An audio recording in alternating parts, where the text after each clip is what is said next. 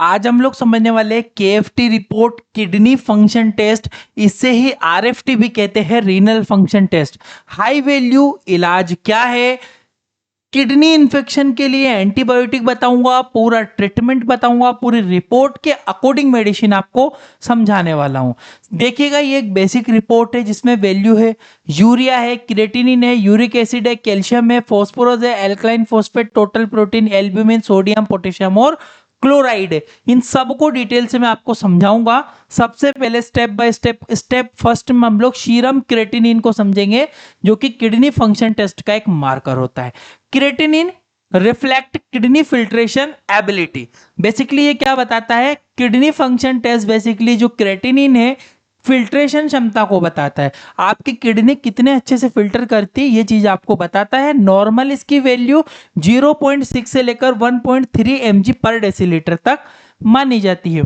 Creatinine की value कब बढ़ती है, तो क्रिएटिनिन इंक्रीज होता है किडनी डिसफंक्शनिंग में, रीनल फेलियर में।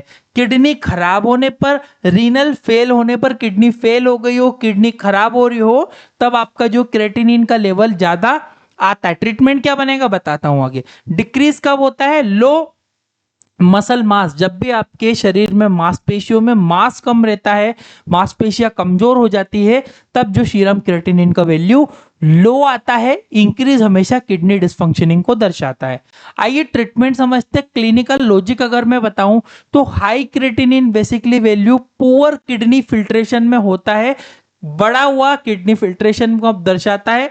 आप देखो इसका ट्रीटमेंट मैं आपको बताता हूं एक एक करके। आरएक्स प्रिस्क्रिप्शन है, क्रिएटिनिन इंक्रीज हो रहा है, किडनी डिसफंक्शनिंग बता रहा है, तो टैबलेट बेसिकली जो बनती है यहां पर किडनी को सपोर्ट करने वाली जो ये टैबलेट है, मार्केट में आपको और नामों से भी ये टैबलेट मिल जाती है।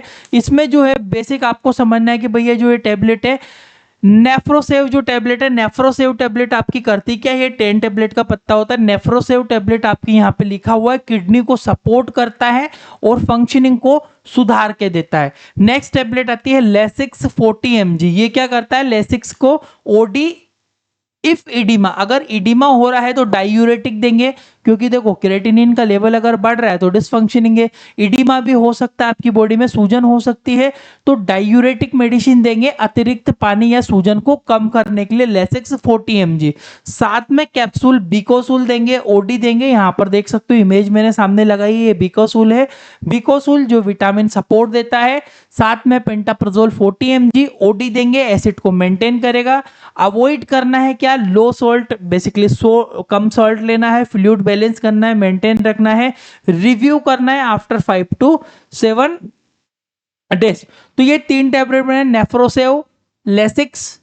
देखो मेडिसिन तो है, पर आपको क्या समझना है कि पेशेंट को क्या क्या लक्षण। अब जैसे पेशेंट को इडिमा नहीं है, क्रिएटिनिन बढ़ा हुआ आ रहा है, तो आपको लेसिक्स अवॉइड करना है, लेसिक्स नहीं देना है, ठीक है। आपको वहां भी चीज समझना पड़ेगा, ऐसा नहीं कि आप किसी भी चीज को खुद से कर रहे हो, ऐसा नहीं करना है, ठीक है। तो देखिएगा नेक्स्ट ऑप्शन है, इसमें आपने क्रिएटिनिन समझा। आप देखो ब्लड यूरिया क्या होता है। रिपोर्ट के अंदर ब्लड यूरिया जो होता है, यूरिया एक वेस्ट प्रोडक्ट होता है, फॉर्म होता है फ्रॉम द प्रोटीन मेटाबॉलिज्म के थ्रू बनता है। नॉर्मल रेंज 15 से 40 mg पर डेसीलीटर तक मानी जाती है। Increase urea, kidney failure, dehydration, kidney fail होने पर, पानी की कमी होने पर ऐसा होता है कि यूरिया का वैल्यू इंक्रीज होता है। घटेगा कब यूरिया का वैल्यू, लीवर डिसीज में, माल न्यूट्रिशन वगैरह होने पर इसकी वैल्यू बहुत ज्यादा कम हो जाती है आपकी बॉडी के अंदर, ठीक है। ट्रीटमेंट क्या बनता है, basic treatment tablet, Nefrosave tablet use करेंगे जो कि किडनी फंक्शन को सपोर्ट करेगा। ओआरएस का सॉल्यूशन मेंटेन करेंगे, जो कि डिहाइड्रेशन, आपने मैंने बताया ना यहाँ पे कि जब भी इंक्रीज होता है आपको डिहाइड्रेशन की वजह से होता है, ओआरएस क्या करेगा, आपका डिहाइड्रेशन मेंटेन करेगा।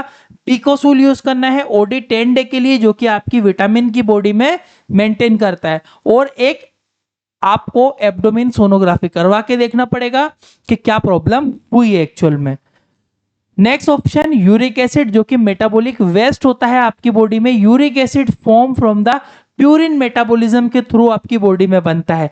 नॉर्मल रेंज की बात करूं 3.5 से लेकर 7.2 mg पर डेसीलीटर तक इसकी नॉर्मल वैल्यू होती है। इंक्रीज यूरिक एसिड कब बढ़ता है आपकी बॉडी में, तो गॉट किडनी स्टोन अगर हुआ है, गॉट हुआ है, गठिया की बीमारी हुई है, तो ऐसी कंडीशन में क्या होता है, आपकी वैल्यू में ये स्टोन का लेवल बढ़ता है किडनी स्टोन में, ठीक है।